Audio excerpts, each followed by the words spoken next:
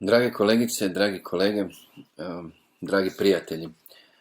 U ime Triel HD-a pozdravljam vas sve. Želim vam ugodne dane na danima arhitekata u Zadru. Nažalost, nismo u mogućnosti biti s vama danas, jer smo već prije dogovorili stručno putovanje u Njemačku.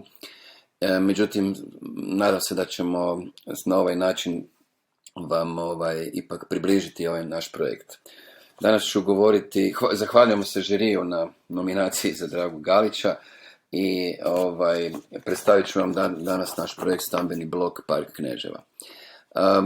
On je počeo prije 4 godine sa natječajnim radom za urbanističko arhitektonsko rješenje stambene zgrade na lokaciji između ulica Branimira i Borne u Zagrebu. I ono što je nama bilo ključno i što je na neki način definiralo i našu ideju je u stvari istraživanje tog bloka. Blok je omeđen ulicama Borninom, Erdedijevom, Branimirovom i Domagojevom. On je dio zagrebačkih urbanističkih inzula, blokovskih, koje su vrlo vibrantne i vrlo vitalne, primaju na sebe apsolutno sve u zadnjih ovih 150 godina. I to je nešto što je bilo vrlo inspirativno. Ovaj blok je veliki, on je jedan od najvećih u Zagrebu, 140 puta 210 metara sa tom prazninom, ali ono što njega definira nije samo ta dimenzija, nego i pozicija. On je na južnom rubu kod pruge, između klasične gimnazije i pruge.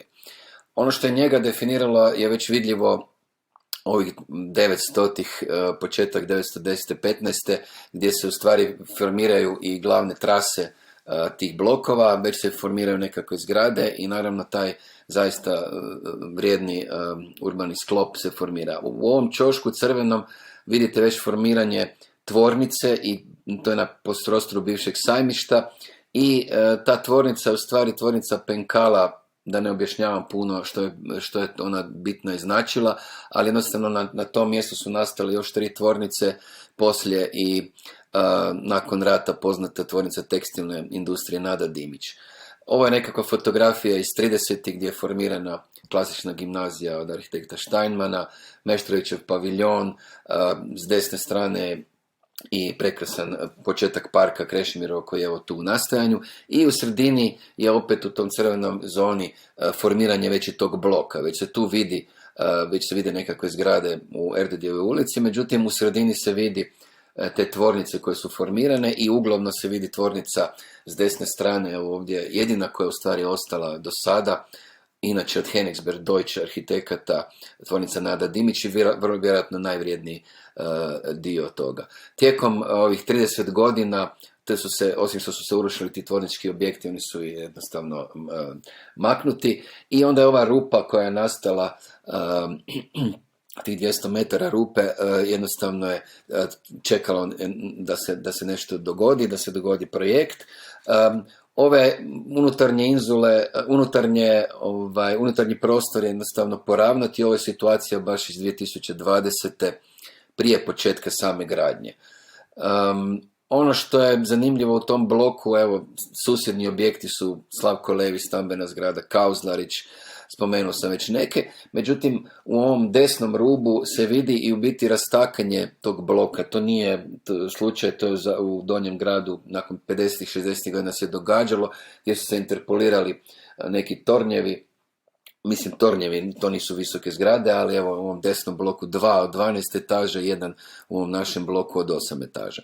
Ono što je nas najviše zanimalo, što nam je bilo najinteresantnije i što je bitno bilo da formiramo taj projekt i ideju, ne popunjavanje bloka ili ispunjavanje i unutrašnjosti, nego jednostavno da donesemo novi urbani život u unutrašnjost tog bloka, maksimalno ga ozeleniti, učiniti ga za život ljepšim i bez prometa i sa javnim uslugama u prizemlju. Znači, naravno, to je podrazumijevalo i prolaz jedan, što je jedna karakteristika iz Zagreba, a je nešto što je naš investitor kasnije jako podržao, što je jako bitno za daljnji razvoj ideje. 3 točke su bile bitne, analitika blokova, evo ovo je jedna lijepa karta gdje se vide stvari jedni od najvećih blokova sa interpolacijama tijekom vremena različitih razdoblja, imamo Vitića, Iblera, Levija, Žerjavić i tako dalje. I druga točka koja je bila bitna, koja je na neki način informirala te bitne elemente i ideje bloka, su zelenilo. Ovo svjetlo zeleno su javne površine, prepoznaje Selenuci, s desne strane Krešimir trg, a ovo tamnije su u stvari poluprivatni unutar bloka zone, neke bolje razvijene, neke ih ima, neke nema. I ovo u ovom crvenom našem dijelu jednostavno to ne postoji, to je nešto što smo htjeli napraviti. I zadnja točka je nešto što je jako bitno, to su pješački prolazi unutar blokova, od ovih desno novijeg datuma i arheološki koji više ne funkcionira, do ova dva bitna s lijeve strane oktogona od najljepših prolaza zagrebački koji vezuje ulice dvije i Dežmanove ulice koja je jednostavno postala prolaz koja je nama bila jako bitna. Ono što je napravljeno, što smo napravili kao bitnu ideju je upravo spajanje te dve interpolacije. Mi smo smatrali da jednostavno treba dovršiti taj blok, tako je bilo i po urbanističkom planu, i mi smo odlučili se na dve klasične interpolacije, a ovo između smo nekako htjeli formirati teritorij, da se naprave brežuljci prema istočnoj i zapadnoj strani i da se formira taj nekakav prolaz pješački bez imalo prometa, a unutar samog bloka smo htjeli ostvariti ideju vertikalnosti, naravno s dopuštenih 5+8, jer jednostavno smatramo da je takav točkasto djelovanje unutar tog širokog i velikog bloka doduše bolje i zbog susjeda, zbog stanara, zbog samog bloka, zbog prozračnosti, zbog bolje kvalitete života. Ono što je bitno, to su te nekakve zone zelene različite uz nekakve terase, kafića i lokala. Imamo jedan veliki dugački zeleni zid od 12 metara koji u biti sakriva. To je neka intervencija koju smo željeli napraviti, investitor se složio da ozelenimo taj zid, da napravimo tu jednu bioklimatsku zonu na zabatu od tvorničkog objekta. Isto tako taj srednji brežuljkasti elementi koji su jednostavno, koji imaju odrasla drveća koja su posađena, nekih 40 novih drveća je posađeno, do jednog dječjeg javnog igrališta i nekakve zone na samim zgradama, tih lođa koje su zelenilo, i samo bih htio napomenuti da je tu posađeno 50.000 novih biljaka, 40 novih stabala i u 500 žardinjera koje su jedan bitni element oblikovanja zgrada ostale biljke. Sam prolaz je intrigantan i ono što je bitno da evo recimo ovaj skica prolaz kroz Branimirovo i u ovom presjeku se lijepo vidi da smo kompletan promet i kolni i servisni i čak i smeće stavili ispod, tako da ovaj prolaz potpuno pješački. Svi ulazi u bloku su ili kroz trijem ili kroz prolaz, negdje i duple visine. Trijem je jedna karakteristični element arhitekture koji, osim što je bio klimatski zanimljiv, na ovom našem dijelu jednostavno još i dodatno proširivao prolaz, tako da smo dobili u stvari tu neku javnu zonu sa javnim prizemljem velike visine. Srednji dio je ova brdašce koje idu prema susjedima, tu se vidi, tu je najveća količina zelenila posađena, a ta međuodnos posađenog novog zelenila u bloku, samih stanova, tih igrališta i vidjet ćete kasnije i dječjeg vrtića je prilično bitno. Ono što je još zanimljivo je su biti ti stanovi i ti elementi tih vrtova koji se događaju i lođa koji se događaju, tih polujavnih elemenata u samim stanovima.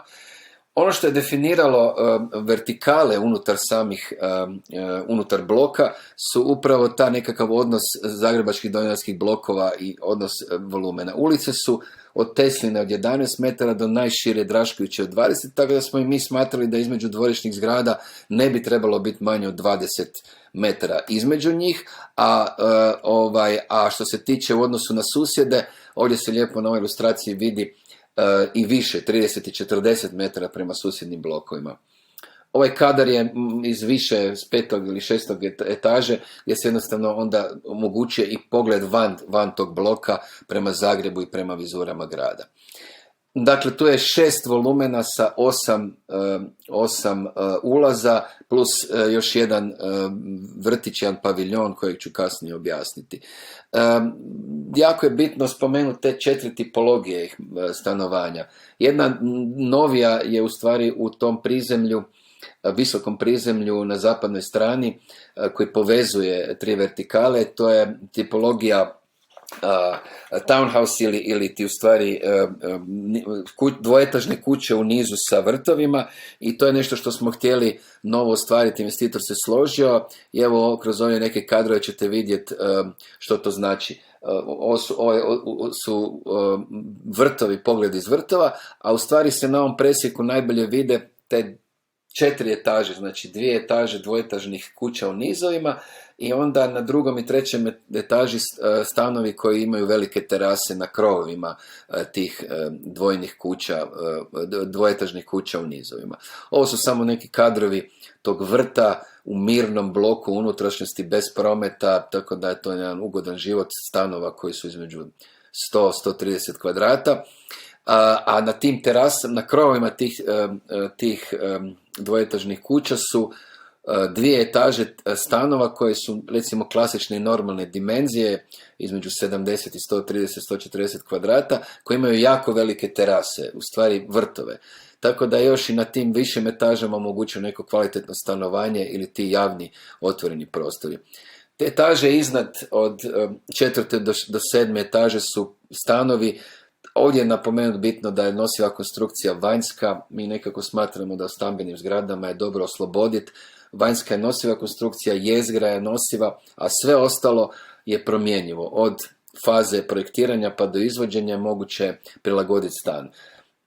Svi unutarnji volumeni, svi unutarnji objekti su napravljeni sa francuskim prozorima, sa velikim lođama koje već na nekim etažama i trećoj imaju zbog tih izmicanja volumena izvrsne poglede. Lođe su zaista velike, imaju te žardinjere, omogućen je stvarno daj boravak u tom polujavnom otvorenom prostoru, a zbog izmicanja su neke vizure, evo, prema Sljemenu ili prema katedrali jednostavne ili moguće. Što se tiče samih vanjskih fasada, one su vrlo mirne, jednostavne, prate ulične poteze tog bloka, smirene su, imaju kao i modernistički susjedni, imaju jednake otvore, ali to su sa parapetima nižim i lođe i prozor imaju jednake dimenzije. A što se tiče donjih elemenata, oni su ostakljeni, reflektivni, a gornji penthouse su lagano povučeni.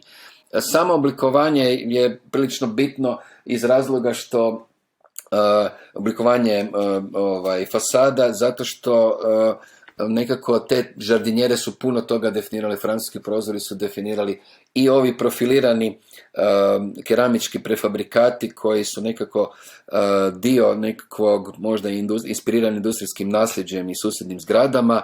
Tih nekakvih smečkasto-crvenkastih tonova su i čitava zgrada je provučena kroz taj, ajmo reći, velur zemljani. I sad još možda bitno, zgrada je u donjem dijelu transparentna, translucentna i reflektivna. Evo ovdje se jako dobro vidjeti šta znači ta reflektivnost, nekako te uvlači i zove unutra. A još je zanimljivo da ti javni prostori ili polujavni prostori, lobiji, ulazni, tih 8 lobija su specifični jer imaju nekako sjedenje, poštanski sandučić. I Tomislav Buntak, dekan akademije, izabrao 8 lobija, 8 umjetnika starije i mlađe generacije koji su jednostavno rade distinkciju pojedinog ulaza, tako da kad idete u svoj ulaz prepoznajete već i po umjetniku, što je na neki način isto jedan plus. Što se tiče još i grafički dizajn i vizualna signalizacija je provučena kroz sve ovo. Tu se vidi jedna kovana ograda zanimljiva koju smo mi nekako kao element željeli potrijebiti.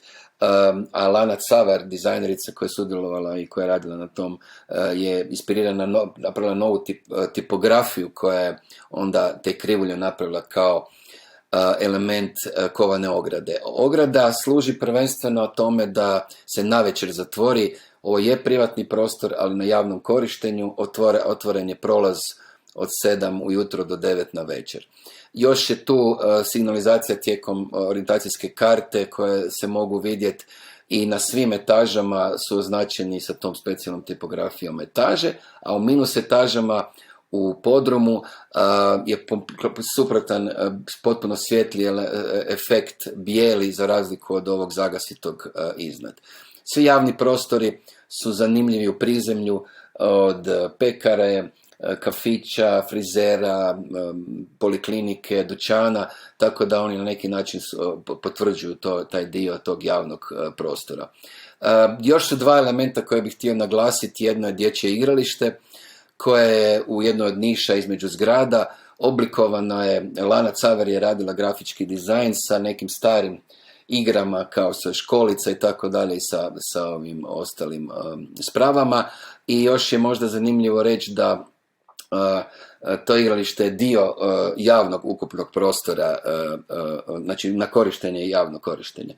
I zadnji element koji ću pokazati ili dio tog projekta je jedan paviljon, drveni paviljon, kompletno drveni vrtić od koji se sastoji 3 jedinice. Mi smo zajedno s investitorom, investitor je se složio i dapače forsirao da napravimo, to je naš prvi drveni objekt koji smo napravili.